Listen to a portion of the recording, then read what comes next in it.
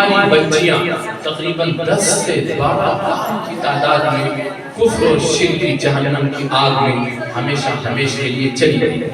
کیوں گئی؟ سب سے بڑی کوتاہی ان پیرنٹس کی تھی، ان والدین کی تھی، ان گارجینز کی تھی.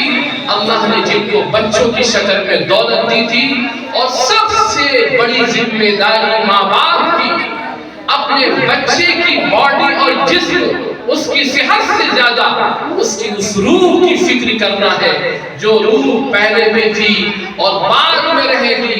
یہ جسم ہمارا ایک خول ہے، یہ جسم، یہ باڈی ہماری ایک لفافہ ہے، ایک غلاف ہے، ایک کپڑا ہے. یہ پہلے بھی نہیں تھا، بعد میں بھی نہیں. لیکن والدین اس جسم کے لیے، بچوں کے لیے نہ جانے کی فکر کرتے ہیں، لیکن اس کی روح کے لیے، اس کی آتما کے لیے، اس کی اندر کے ضمیر کے لیے، اس کی اندر کی اس نایاب دولت کے لیے، جس کی طرف آج دنیا کے پڑھے لکھے لوگ پلٹ کر اور کھینچ کر آ رہے ہیں. اور جب وہ پلٹ کر آتے ہیں اسلام کی طرف، وہ جس جہنم سے نکل کر آتے ہیں، جن گندے خیالات اور بھٹکے ہوئے نظریات کی جہنم سے، آگ سے نکل کر آتے ہیں، اور جب اسلام کا نظریہ، اسلام کا عقیدہ، اسلام کی سوچ، اسلام کے بہترین قسم کے کانسیپٹ کو جب وہ دیکھتے ہیں تو ان کی زندگی گزارنے کا انداز کیا ہوتا ہے.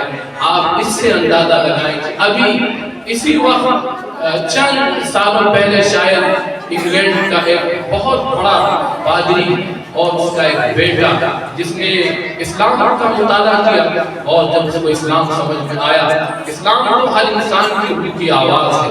وہ تو پردے پڑے ہوئے ہیں، بہت سے پردے غیروں نے ڈالے ہیں، بہت سے پردے ہم نے اور آپ نے ڈالے. اگر اس ملک میں زیادہ پہلے آزادی کے بعد سے لے کر بھی مسلمانوں کا کچھ ہوش ہوتا اور اچھے انداز میں اس ملک کی اس زبان میں، جس زبان کو برادران وطن سمجھتے ہیں، خدا کی قسم اگر صحیح طریقے سے اسلام کا انٹروڈکشن کروایا جاتا، اسلام کا تعارف کروایا جاتا، تو آج جو نفرت کی فضا ہے خدا کی قسم کبھی نہیں ہوتی. سب سے بڑا جرم یہ ہے کہ ہم نے اس ملک میں